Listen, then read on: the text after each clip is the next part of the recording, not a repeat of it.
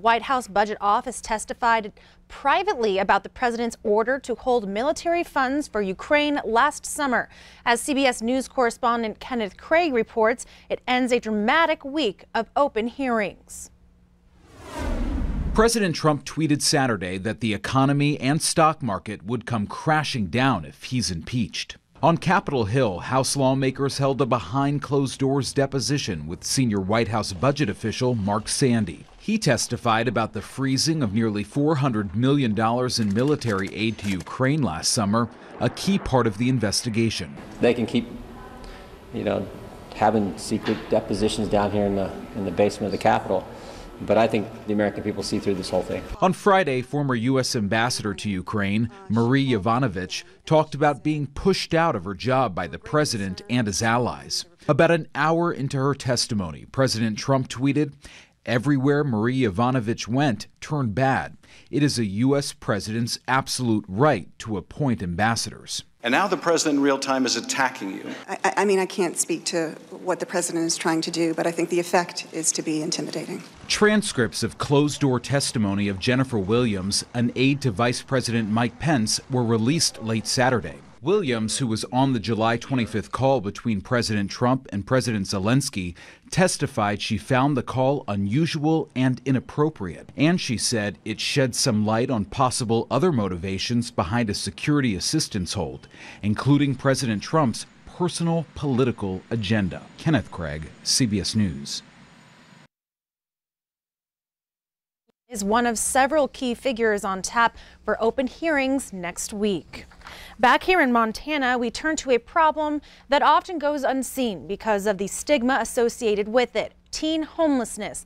Around 3,000 homeless teens are without a roof over their head every night in Montana, and 200 of them residing right here in Billings. Today, a local nonprofit that helps those teens hosted a movie screening to shed light on that issue and discuss the challenges local homeless teens face each day.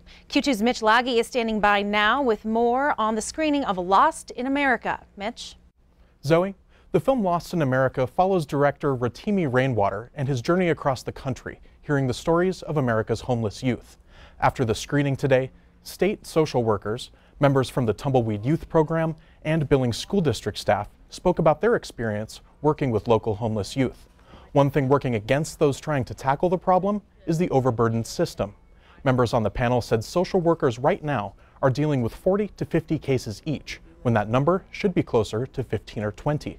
Tumbleweed staff say the number one thing that can keep a teen off the streets is a complete family unit, whatever that may look like.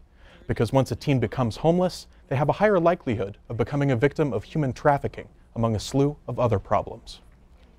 So we're creating very vulnerable people by them being homeless, which then snowballs into all of these other situations. Their mental health issues are going unaddressed.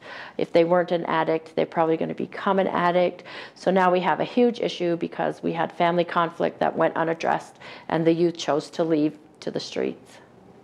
And Katie added that homeless teens are less likely to reach out for help because of the shame associated with homelessness. She hopes the movie screening today helps bring more awareness to those struggling kids in our community. Zoe?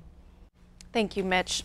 A mule deer has tested positive for chronic wasting disease out of Lincoln County. The buck was harvested south of Chester, Montana, and this is within the current CWD management zone. Now, the CDC requests testing on any animal harvested from anywhere where CWD is known to be present. Fish, Wildlife, and Parks collected the samples, and tests were performed by Colorado State University. And for more information on zones and CWD, you can visit Fish, Wildlife, and Parks website. And turning now to weather with Rob Griggs. Boy, it was a beautiful morning and day outside, wasn't it? Picture perfect, actually. Well, yep, sure was. I just happen to have a couple of pictures handy. Oh, wouldn't you know it? Cool how we connected that right there, you and me. It's amazing. This is what I call a hoarfrost morning. The frost in the trees and the sun poking through. Absolutely beautiful. Nancy Baris snapped that picture for us and sent it in. Thank you, Nancy. That is beautiful. Lots of orange. We got some more orange? Yes, we do. A touch of orange from Fred Cedar Home, who took this out from the heights this afternoon, and nice job with that as well. So what's happening out there? Well, we've got a little line of snow showers happening right there just to the east of Glacier National Park, but other than that, we're looking at a high wind warning that's in effect tonight all the way through Sunday, maybe even into Monday morning for portions of the upper Yellowstone Valley. And our forecast, of course, calling for a low tonight in the low 30s. We're looking for a daytime high tomorrow of 56 degrees. You want the whole forecast? I just happen to have that handy. Coming up in just a little bit, Zoe. Thanks, Rob. And speaking of weather, some good news for ski fans. Red Lodge Mountain is giving you something to be extra thankful for this year.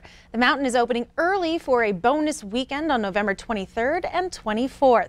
Nearly 100 inches of pre-season snow made this rare opportunity possible. However, that opening is just for the weekend, and the official season opener is Friday, November 29th. Can't wait for that. Well, stay with us. More to come on the 10 o'clock news. After the break, we take you to a special ceremony for adopted children right here in Billings.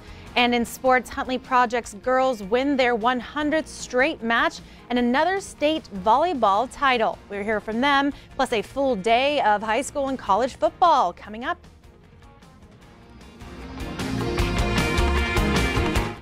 You're watching MTN News with Zoe Zandora, Storm Tracker weather with Rob Griggs, and sports with Casey Conlon. This is the 10 o'clock news on Q2, Montana's news leader.